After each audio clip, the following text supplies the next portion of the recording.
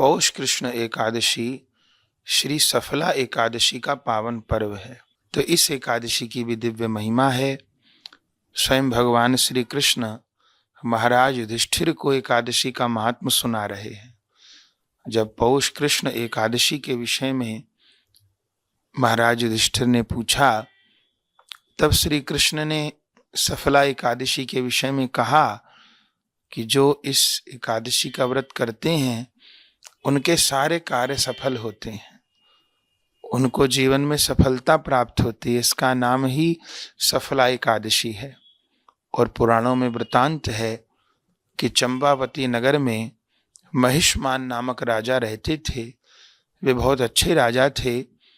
उनके 4 पुत्र थे, जिनमें बड़ा पुत्र जिसका नाम लुम्पक था, वह पापी था, पाप आचरण में लगा रहता था।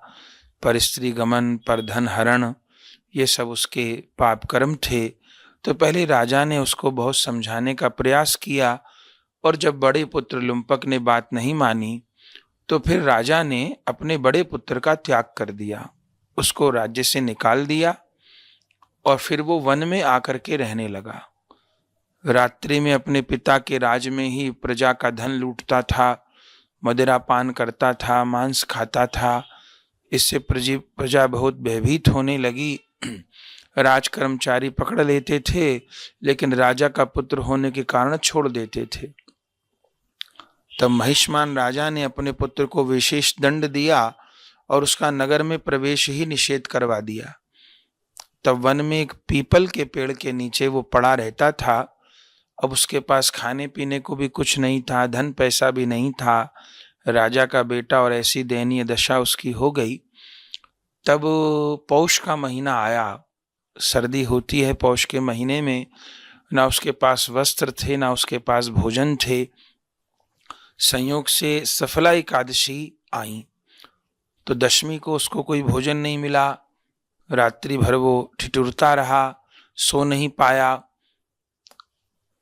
एकादशी के दिन दोपहर में थोड़ा सूर्य के ताप से उसकी मूर्छा भंग हुई। चूंकि भूख के कारण मूर्छित हो गया था, तो चारों ओर वो किसी पशु को मार करके खाऊं ऐसा प्रयास करने लगा, पर उसके शरीर में शक्ति नहीं थी, तो वो किसी पशु का भी आखेट नहीं कर पाया।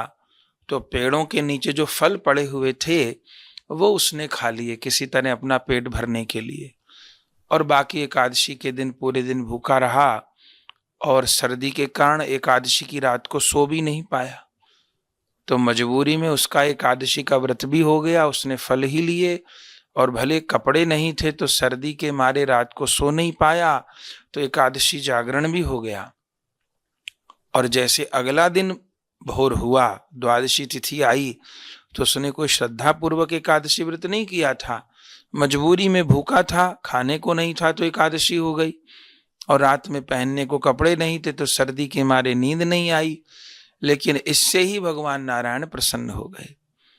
और अगले दिन द्वादशी को उसको एक घोड़ा दिखाई दिया, जिसकी पीठ पर सारी भोज्य सामग्री लदी हुई थी, सुंदर वस्त्र लदे हुए थे। और स्वयं भगवान नारायण ने उस समय आकाशवाणी की, हे राजपुत्र लंपक, तुमने संयोगवश एकादशी का जो व्रत किया है, भले मजबूरी में, उससे तुम्हारे पाप क्षय हो गए हैं, तुम्हारी पाप की वृत्ति क्षय हो गई है। और अब तुम अपने पिता के पास जाओ, तुम्हारे पिता तुमको अपना भी लेंगे, तुमको राजा भी बना देंगे, और अब तुम्हारे सारे पाप क्षय हो गए हैं, अब तुम नए पाप मत करना। तो केवल धोखे में एकादशी का व्रत हुआ, इतनी कृपा मिल गई।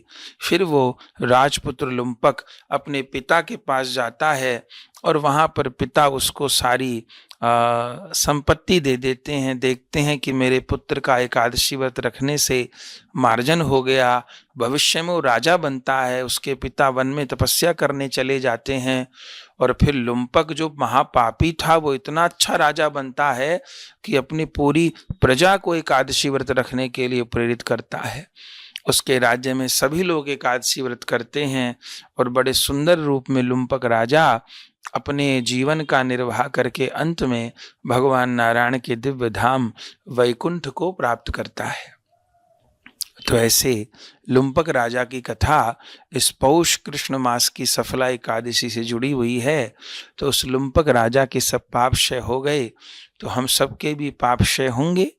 सभी वैष्णव जन प्रत्येक एकादशी को ही निष्ठा पूर्वक रखते हैं। तो इस एकादशी से लुम्पक राजा की कथा जुड़ी हुई है। स्वयं भी भगवत कृपा के अधिकारी बने और सबको एकादशी व्रत रखने के लिए प्रेरित करें। जय जय श्री राधे श्याम।